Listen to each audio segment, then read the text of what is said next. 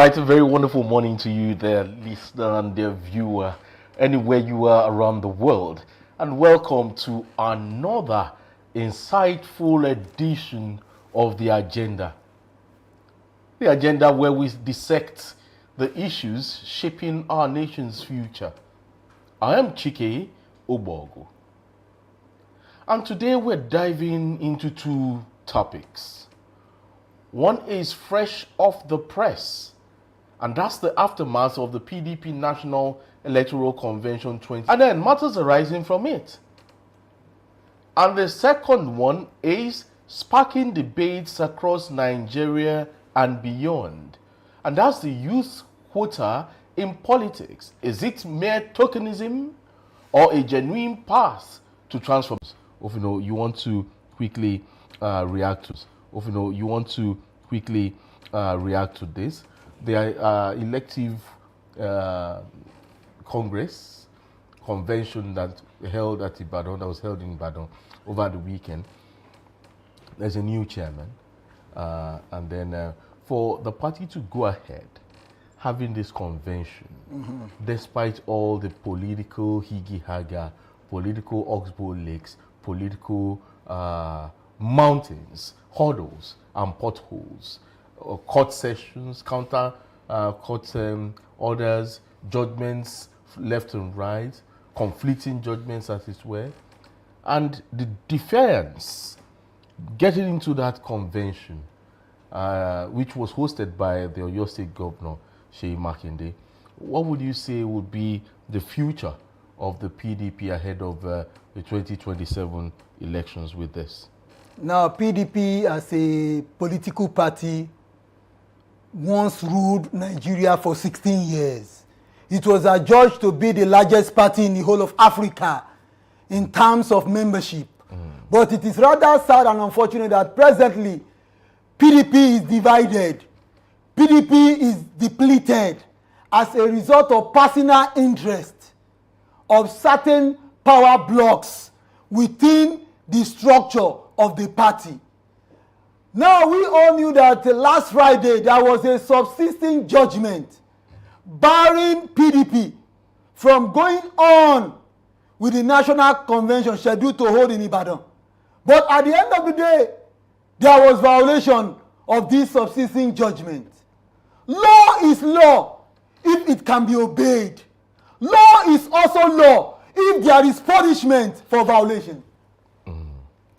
Are you saying that the convention was a violation of a court judgment? Yes, it was a violation. But there was also another court judgment from Ibadan, an ex parte motion. There's what we call Court of Superior Jurisprudence. Court of Superior Jurisdiction. So which one is the court of... the Federal High Court is superior to the State High Court. So this one was not even a State High Court. It was also the Federal High Court sitting in Ibadan, having conflicting judgments. Now, there is a problem on ground.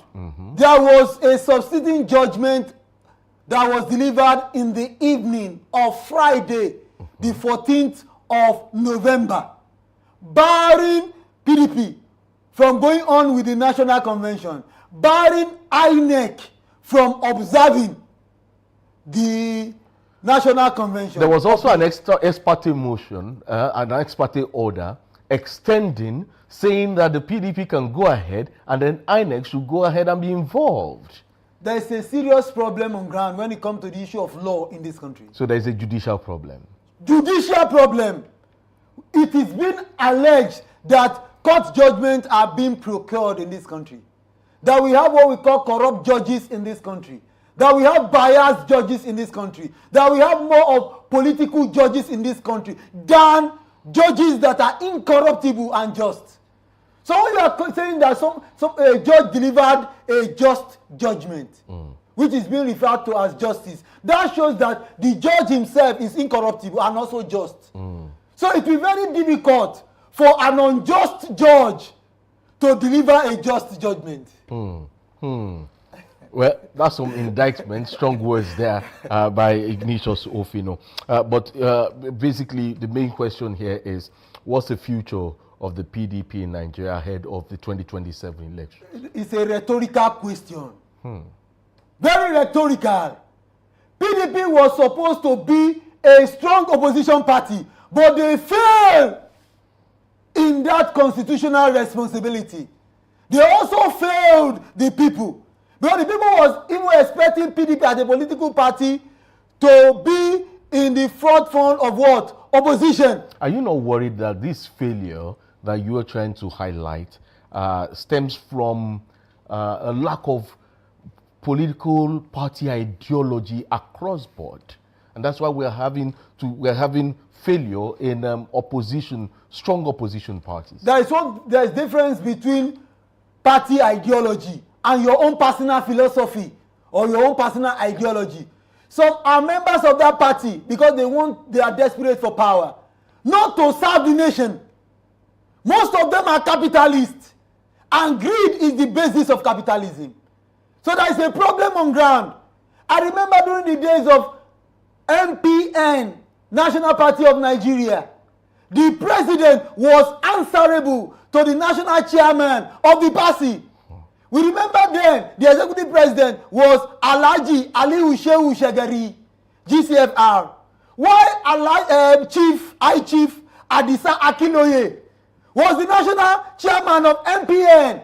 So Shagari was answerable to the national chairman of the party. But here in Nigeria, since 1999, there is nothing like that anymore. The president becomes the national leader of the party. He controls the political structure of the party. He's in charge of the financial structure of the party. He's in charge of the delegate system of the party. So there is a problem on ground. He's not answerable to anybody. Even if there is even constitutional violation, the people's representative who are supposed to serve as checks and balance, what have they done? They have compromised. So we no longer have a representative government anymore. What we are having is this: elected politicians who are more interested in what they stand to gain on a personal basis, not what the people stand to gain. Okay, still on the aftermath of the convention, there are two major outcomes, and one of the key outcomes is Kabiru Turaki, a former minister under President Goodluck Ebele Jonathan, becoming the chairman of the party. Well, for you now, do you think he can steer the ship of the PDP to safe harbor? For now, PDP is factionalized. And I will still insist that there is a substantive court judgment that was delivered in the evening of Friday. There was no appeal to that judgment. So whatever you are doing becomes illegal. You can never use illegality to justify illegality. It's not done.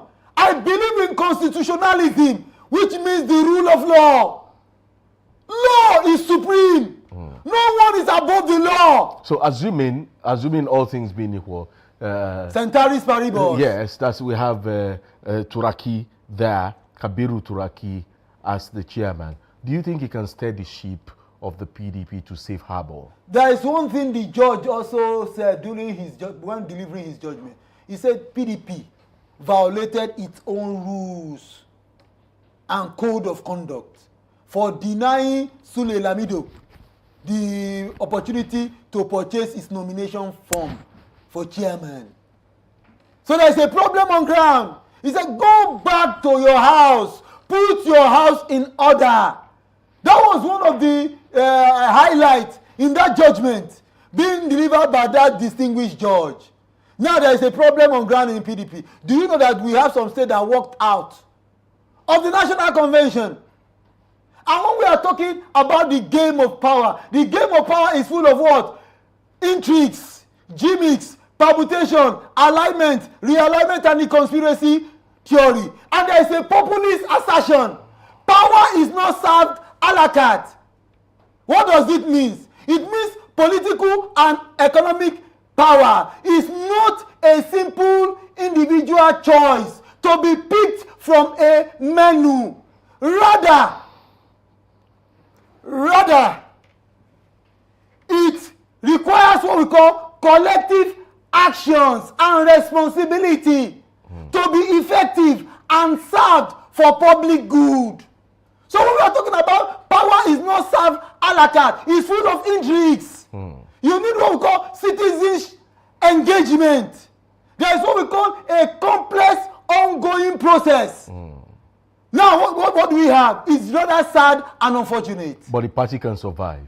The party will survive in the hands of those who want it to survive. And the party may die in the hands of those who want to destroy it. Now, let's talk about some exclusions now. And the big headline for the convention on Saturday happened to be the expulsions of the FCT minister, Nyesom Wike, former Ekiti State Governor Ayo Fayose, and Samuel Anyanwu, Dan Obi, and Kamaldeen Ajibade, and many others. There were about 11 names that were expelled.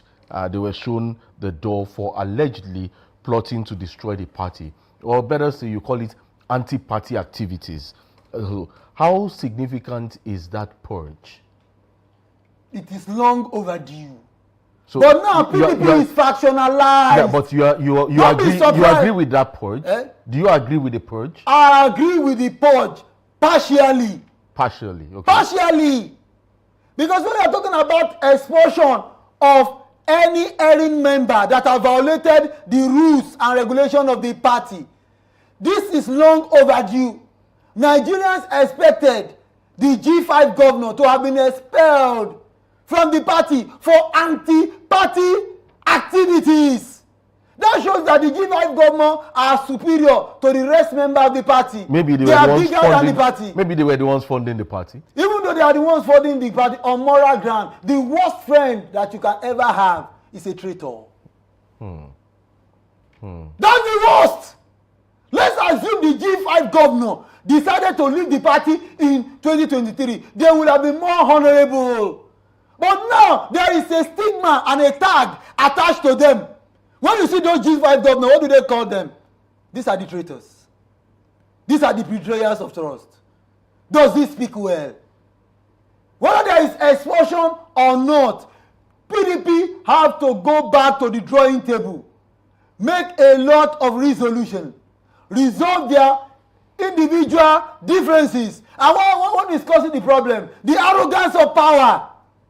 Personal interest above party interest, personal interest above national interest has been what is actually prevailing in PDP as a party. Sometimes I ask myself, can PDP ever celebrate 100 years of existence like the African National Congress? Can APC, All Progressive Congress, mark 100 years of existence in Nigeria? Can the Labour Party mark 100 years of existence in Nigeria? You see, when we are talking about the political system in Nigeria, it's quite different. It's undefined. Because people that are there, they have what we call parochial interest. Not even the party interest. In the United States of America, if you are a Democrat, people know that these are the Democrats. These are what? The Republican. Have you ever heard that a Democrat decided to cross carpet and decided to join the Republican? It will never happen. Because he's going to ask himself or herself, which of my generation has done that?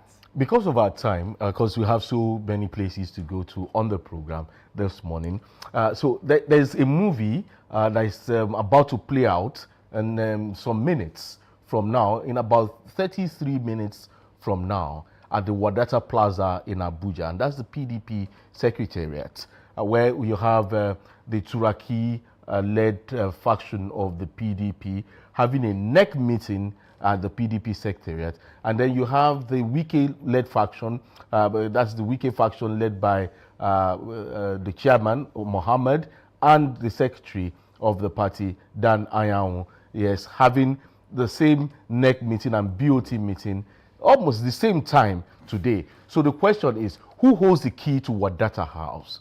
And then what's going to play out today at the Wadata House? It's a fundamental question, very fundamental, because the party is factionalized. Power is not given on a platter of gold. There is a populist assertion that says power is not served a la carte. And what does it mean? It means political and economic power is not a simple individual choice to be picked from a menu.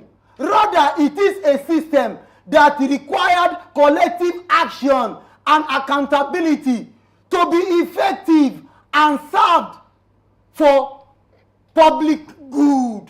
Now we are talking about party interest now. Now all of them are more interested in what? Personal interest rather than national interest, rather than party interest. So now there is a problem on ground.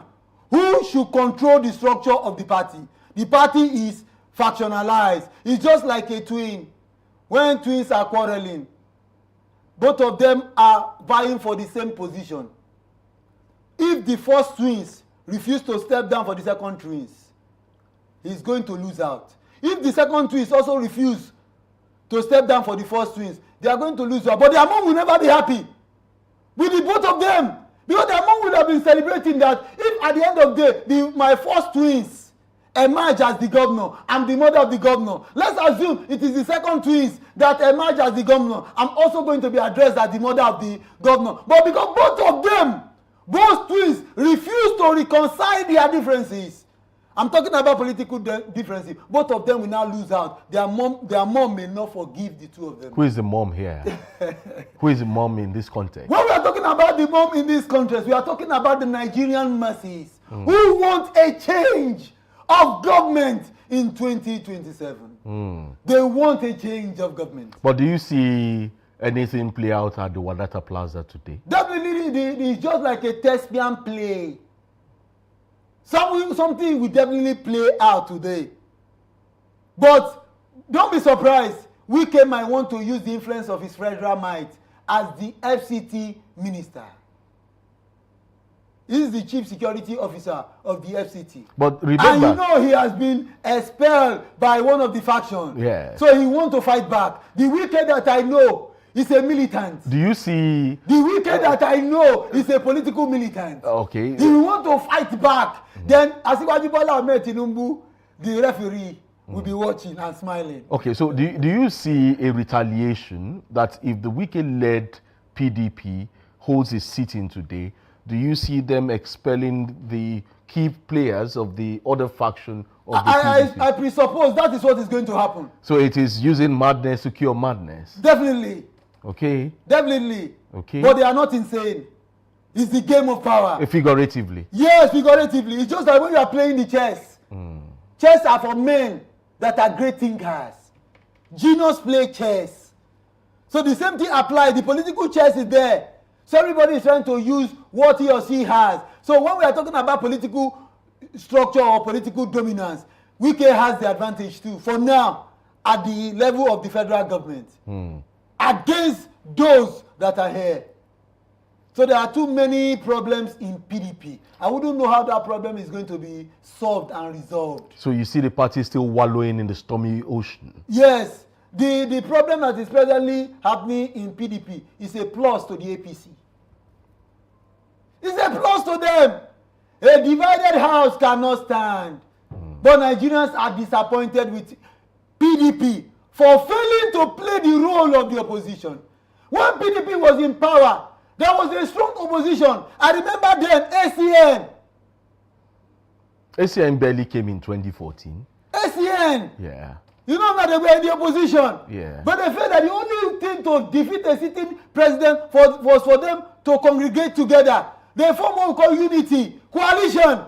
We all knew the new PDP was there, CPC was there, ACN was there, NPP was there, then ABGA. Then you now led had by Owele Rochas. Yeah, and you had the NPDP. Yes. The new PDP, NPD was there.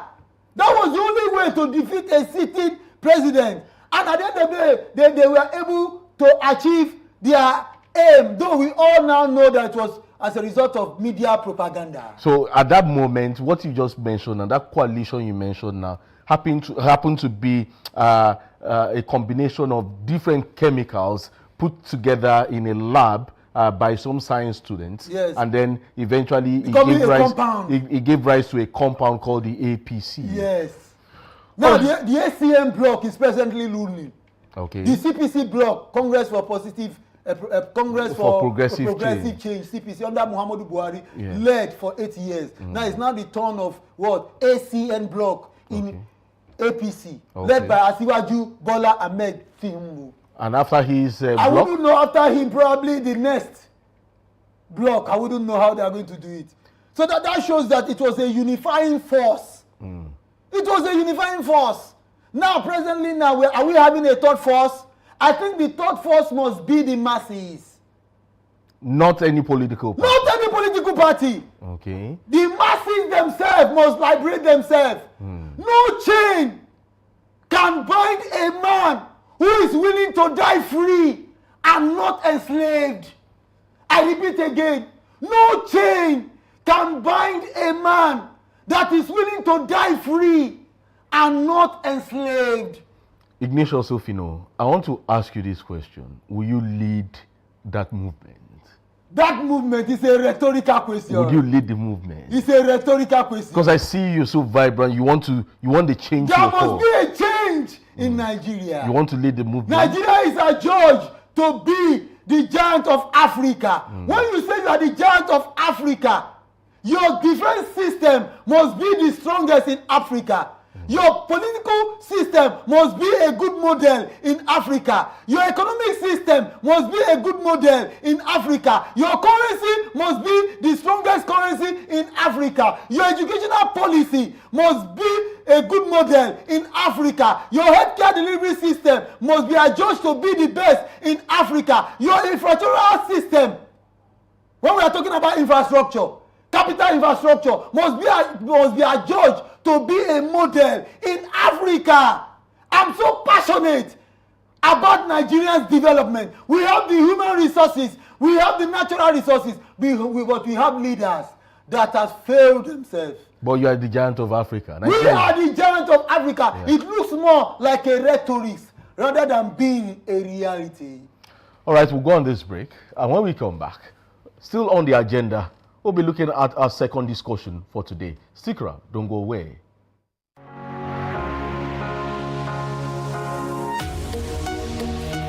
Live from the heart of the action. Welcome to the nerve center of Next Level Broadcasting.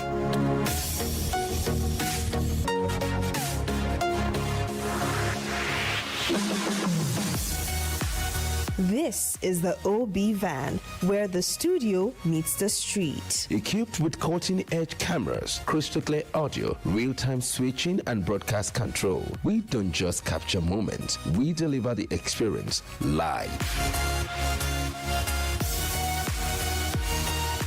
Anywhere, anytime, from stadiums to red carpets, breaking news to buzzing festivals, weddings, birthdays, and all sorts of ceremonies. We bring the world to your screen in real time. It's not just a van, it's a complete mobile production house, a command center, a broadcast beast. This is more than a broadcast. This is the OB van difference. Live, loud, limitless.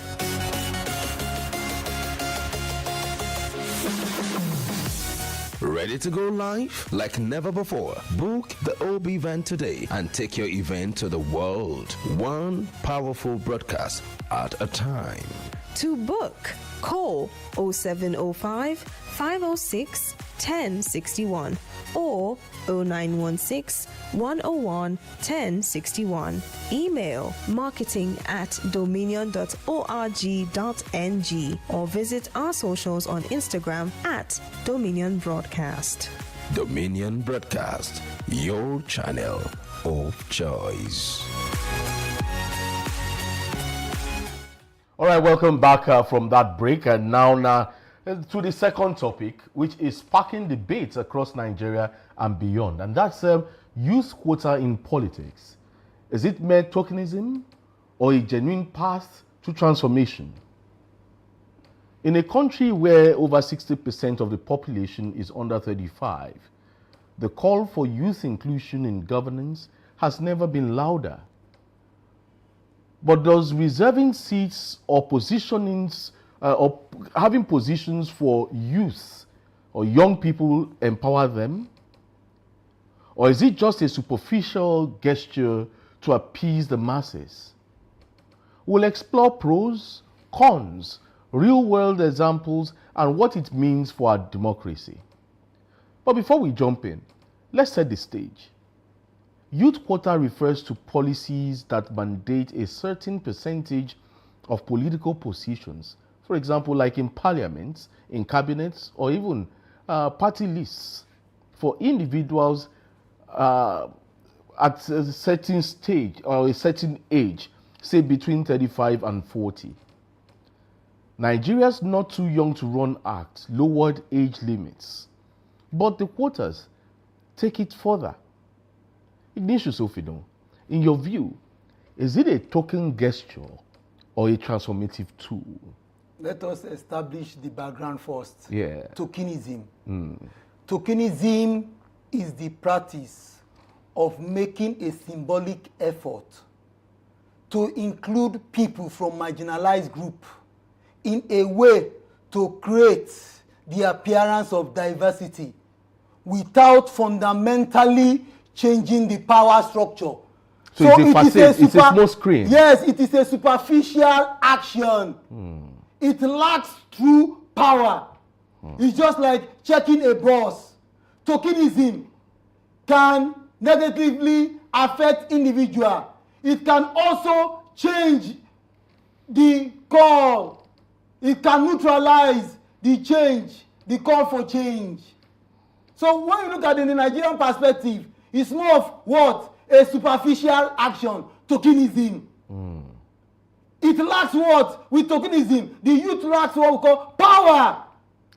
Is that what some people call Sakamanje in the street parlance? You know, when we are talking about the larger group, Nigeria is a complex society made up of what? Made up of what? Diverse groups. The political interest is there. The tribal interest is there. The religious sentiment is there. So when we are talking that the youth must be involved, we are talking about youth inclusion in public governance. No one will force the youth to join. The youth must be willing to join. Power is not served a la carte. But let's break this down. First, if you look at the case for transformation, proponents argue that youth bring innovation, that youths bring digital savviness. You know, the youths are digitally savvy, and that youths have a stake in the future. But for you, can you give us examples of where youth quotas have led to real change in the world? You know, when we are talking about youth quotas, to me, I feel that everyone must be involved when we come to the issue of public governance. Because politicians hold your life and destiny to ransom. They determine everything. When you are talking about economic policy, it comes from the political party.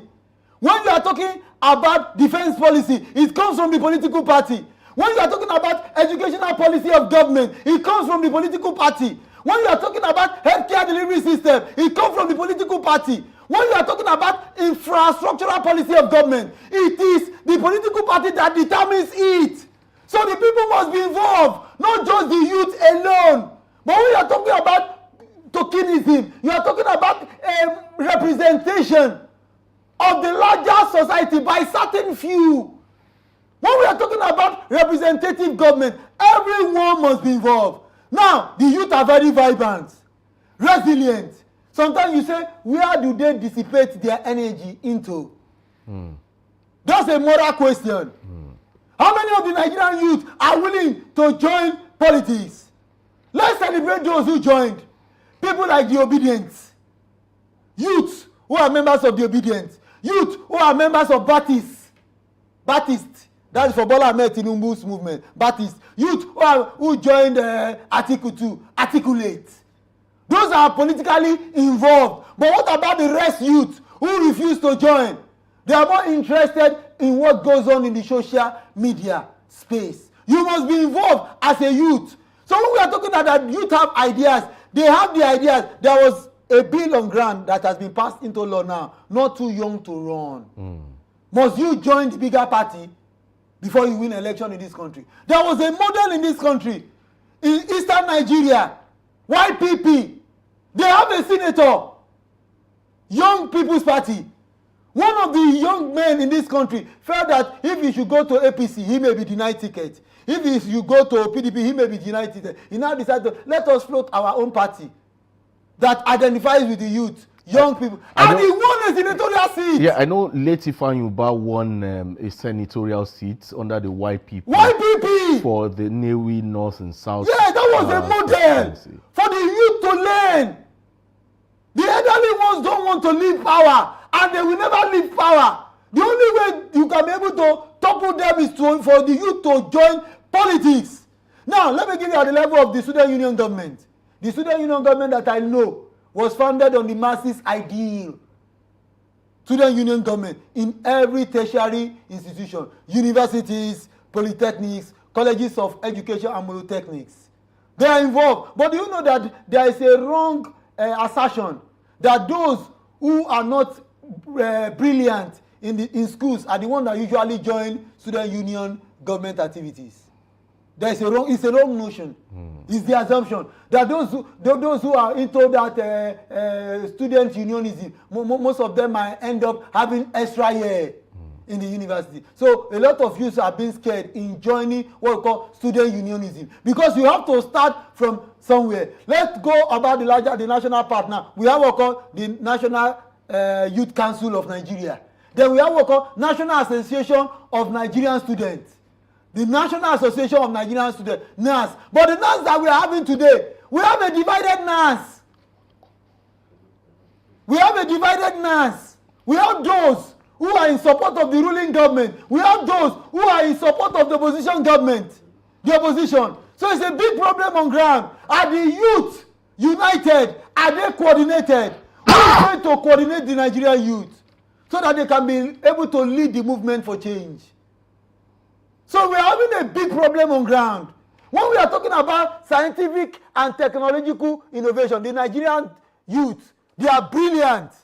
We have to be frank and sincere. Hardworking, skillful, but the time has come for them to be involved in partisan politics. Most youth today are jobless. Who should be held responsible?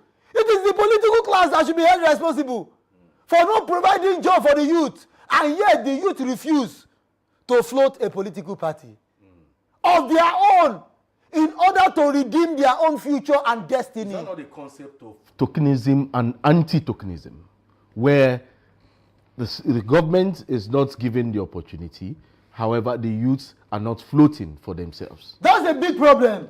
That is what we're having on ground presently. But let's look at the global perspective here, Ignatius Ofino. Globally, quotas for women and 35% affirmative action. Yeah, it has transformed politics in one way or the other. If you look at it directly or indirectly, it has transformed politics as it were. But could the same apply to the youth? To me, the youth must be involved, not giving them a quota. But women were given quota. When you are giving the youth a quota, you are limiting them. The youth represent the future of the country. Do you know what this man said, Alexander the Great?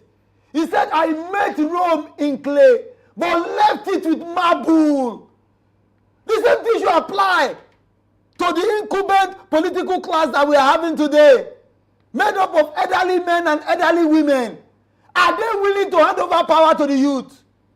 Do you know, I've heard some of them saying that this youth, most of them are 419. That's a wrong fallacy of the first order. A fallacy of what? Generalization. That a Nigerian youth commits a crime does not say that all Nigerian youth are criminals. But let us look at empirical evidence here. You recall the likes of Salisu Buhari, yes, who forged the youngest House of Rep member, yes, speaker, who allegedly forged his Toronto certificate. And then you had the case of Dimeji Bankole, who was also a young speaker of the Federal House of Representatives, who was enmeshed in some controversy at that point. These are empirical evidences. And then you had one of the youngest governors in Nigeria from in the Fourth Republic, in the person of Yahaya Daja Bello, yes, who is right now currently enmeshed with 80 billion naira for missing funds, so to speak. So we have that trajectory of youths who have been given that opportunity to serve and to lead. However, some of these opportunities have been, tainted with some mud, as it were. Under empirical evidence, it's not significant. When we are talking about research findings, to me, that empirical findings is not what? It's not valid enough. It's just a microcosm of the larger society. It's an insignificant representation. Dimeji Bankole, Yaya Bello have their own name and destiny to protect. I am Ignatius Eboseluime Ofino. I'm not Dimeji Bankole. I have my own name to protect. I have my own image to protect. When it comes to the issue of integrity, that word integrity is relative. I can choose to be a man of integrity, and I can also choose to be otherwise. But there should be reward for integrity, and there should be punishment for dishonesty. But the system could be another factor. You see some people who are proper, prime, and straightforward, but immediately they get into the waters, the political waters of the Nigerian state, they start singing another tune entirely. What is actually changing them? That shows that they lack what we call personal philosophy and personal ideology. Have you not seen the poor? Hungry! Would you blame almost the system? dying, and there is a loaf of bread for him to steal, and he said, I rather choose to die than for me to steal. It's based on personal philosophy and ideology. That's a fact.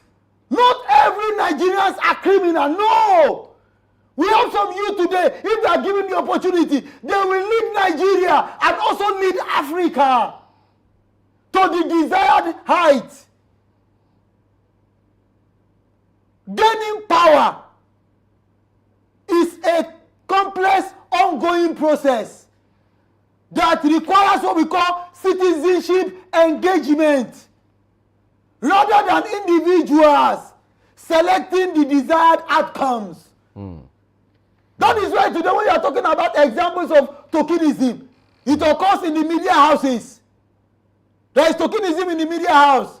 When a particular person is allowed to be the newscaster all the time. That is a form of tokenism. It also happens in corporate organization. When the board of trustees, they take decision on behalf of the rest. It happens in election. When political parties now foster a particular candidate upon the people have no choice. Between two evil, you go for the lesser evil. Although evil is not good. So transformation basically requires a holistic approach. Reform. Okay. When we are talking about transformation, nobody will give you power. Power is not given on a platter of gold. You have to struggle to get power. The Nigerian youth must be involved.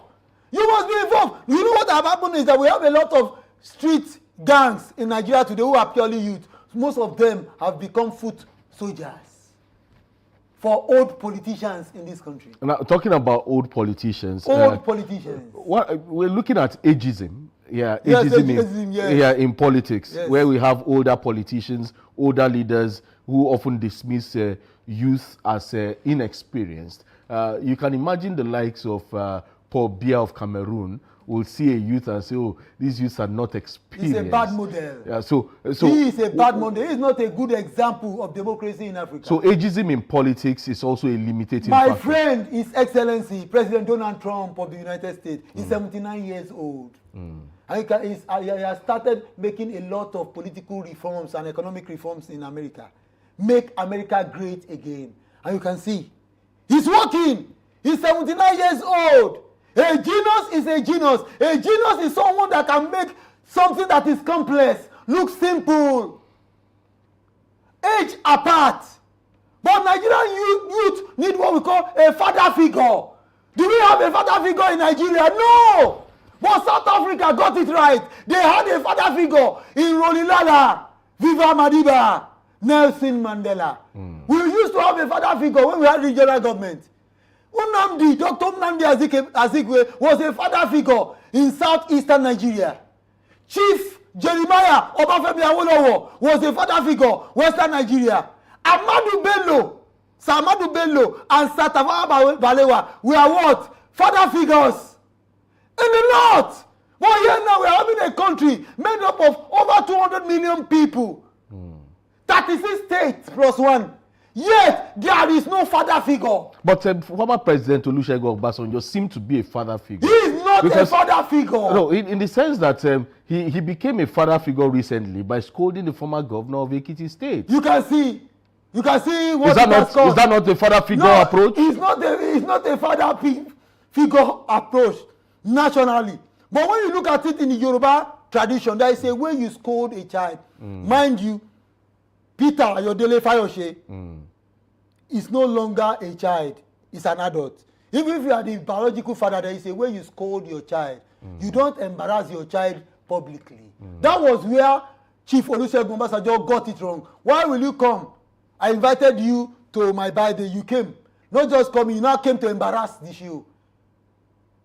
An elder must respect himself. But it would have been complete if some say that Peter Ayodele Fayose would have imbibed the Omoluabi ethos instead of sending them an unthankful text message. There is one thing I like about the Yoruba race. Their culture is unique. Their food is unique. Their language is also unique. But the time has come for Afenifere, the apex socio-cultural organization for the Yoruba race, to mediate on this issue. It's becoming too embarrassing. What Chief Olusegun Obasanjo said to me, he was not supposed to have said it on that day at all. He was not supposed to have said it on that day. An elder must behave like an elder. Though in the Yoruba tradition, if an elder is wrong, the younger ones dare not say you are wrong. That's the Yoruba tradition. So that is where Fayose also got it wrong. Because Fayose is a son to Chief Olusegun Obasanjo. So we are talking about culture here now, quite different from political figures. So Chief Olusegun Obasanjo, to me, I don't see him as a father figure in Nigeria. Though when he was in power, there was one thing that he did that was so unique. Devolution of power. Pan-Nigerianism. He spread the power across the region. There was no problem then. You remember? The Minister of Defense then was Lieutenant General T.Y. Danjuma from the north. Alhaji Siroma was the Minister of Finance. Adamu Chiroma. That was how he did. So there was no problem. But when this man came into power, Muhammadu Buhari, he Fulanized Nigeria. You remember Abba Kyari, the Chief of Staff, the late Abba Kyari. They were so powerful. Buhari was the president of Nigeria, but he was not in charge of the presidency. So all the appointment was given to the Fulani. Now we are having what we call Yorubanization of Nigeria. Under Asiwaju Bola Ahmed Tinubu, the Lagos boy or the city boy, the Lion of Bodilon. So most of his appointment has been given to the Yorubas. So when we talk about national leader for now, I will say give it to Obasanjo, because when he was in power, he was never a tribalist. Look at what he did to this man, Tafa Balogun, the former IGP, Inspector General of Police. Look at what he did to him. That shows that he was not a tribalist.